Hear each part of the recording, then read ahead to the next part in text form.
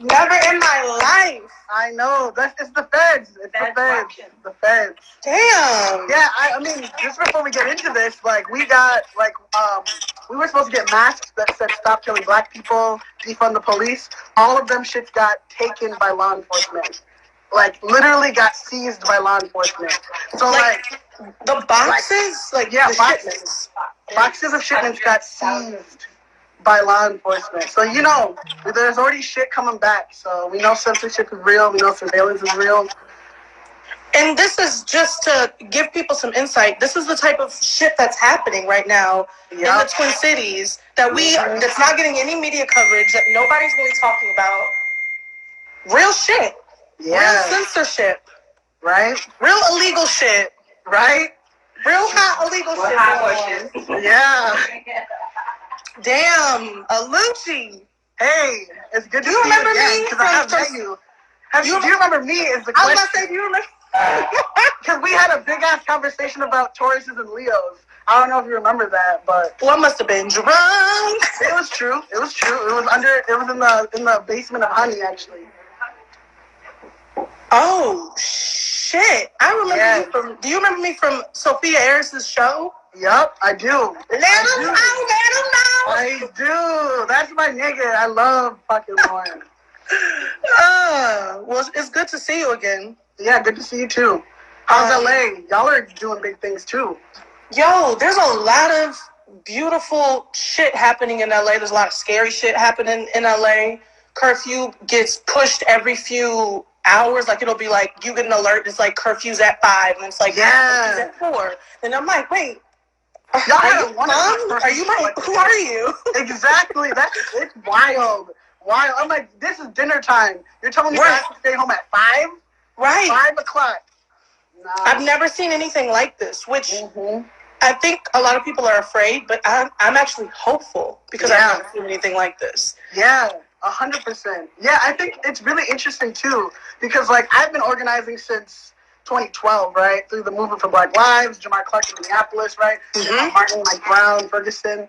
And it was really interesting because everything was like, they were like accountability, right? It was like, we have to persecute these police officers, or we have to do this, but that's completely different now. People are like, we actually don't believe in the systems. We have to abolish it. We have to defund it. And like the youth are like rising. The youth are here, and I'm just so fucking appreciative of like all the black youth in the streets, all the queer and trans folks, the artists. Like in Minneapolis, especially the organizing scene are all just a bunch of artists. Like right? So it's amazing to see, and I'm just like super super happy that like artists are leading the way. You know?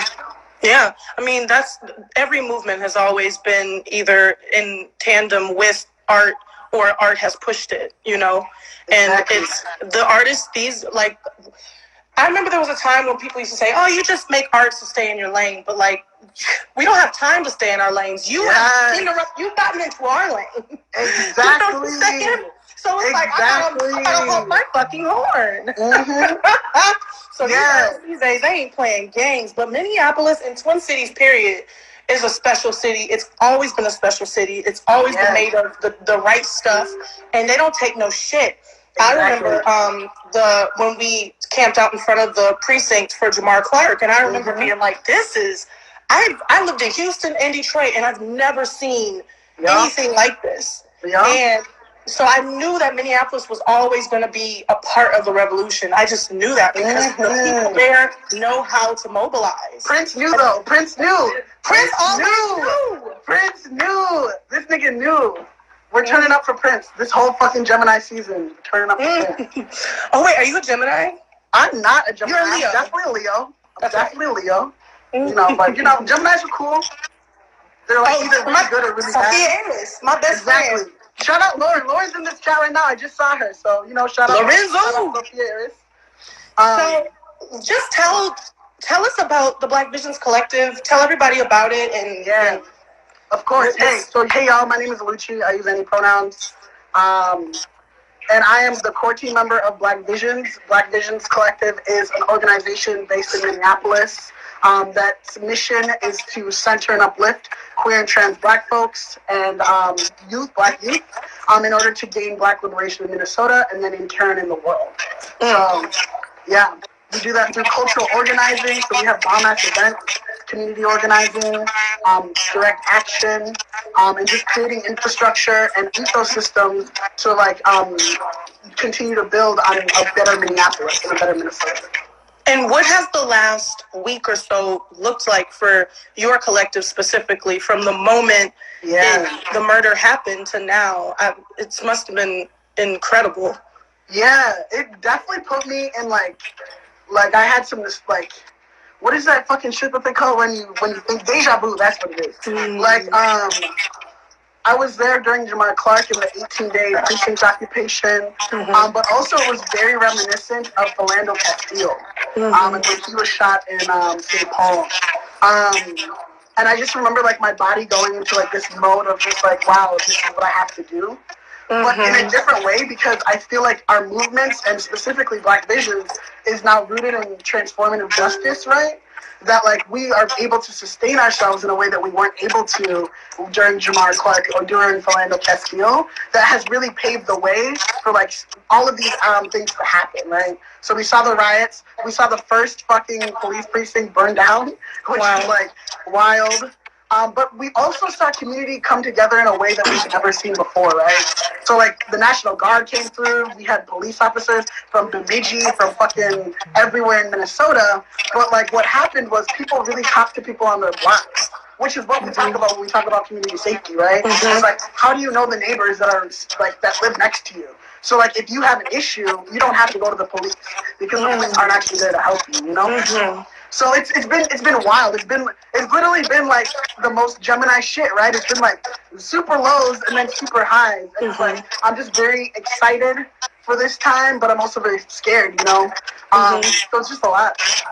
Yeah, I mean, I think the duality is necessary. I think there's no such thing as only peace or only war, I think, or, you know, riot.